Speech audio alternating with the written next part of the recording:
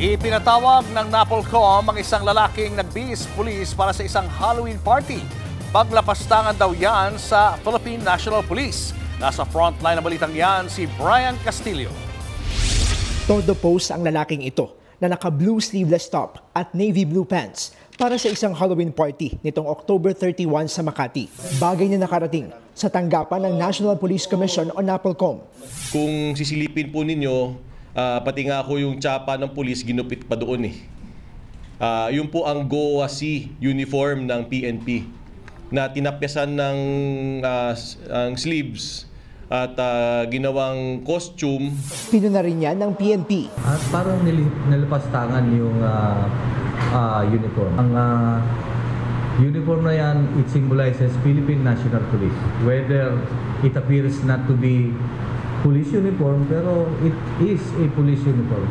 Ngayong araw humarap sa media ang lalaking yan na kinilalang si Daryl Isidro.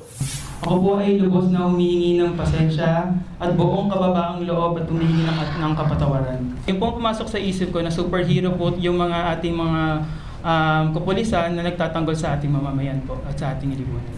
Nang tanungin kung saan niya nakuha ang costume na police uniform. Yung galing pa sa loob, ganun na po na talaga siya. Wala na po siyang sleeves talaga. Galing na po talaga sa kanila, ganun na po yung bigay sa akin. Ipinag-utos na ng NAPOLCOM na magsagawa ng inspeksyon sa lugar na pinagbilhan ni Isidro. Pag-aaralan din daw ng PNP kung sila ba ay magsasampa ng reklamo. Habang ang NAPOLCOM pinunit ang dapat sanay show cause order na ihahain laban kay Isidro. Nagsisisi na po ang mama, nagsisisi na po si Da. Huwag na ho nating sigurong palakin pa yung usapan. Magsilbing leksyon na lang ho siguro ito sa lahat ho ng tao na magbabalak na gumamit ng mga uniforme ng pulis na huwag nyo na hong gawin kasi illegal po talaga. Babala ng PNP, may katapat niyang parusa sa ilalim ng Article 179 ng Revised Penal Code. Nagbabalita mula sa frontline. Brian Castillo, News 5. Mga kapatid, Julius Babaw po. Para sa komprehensibo at makabuluhang balitaan at talakayan, mag-follow at mag-subscribe na sa social media pages ng News 5.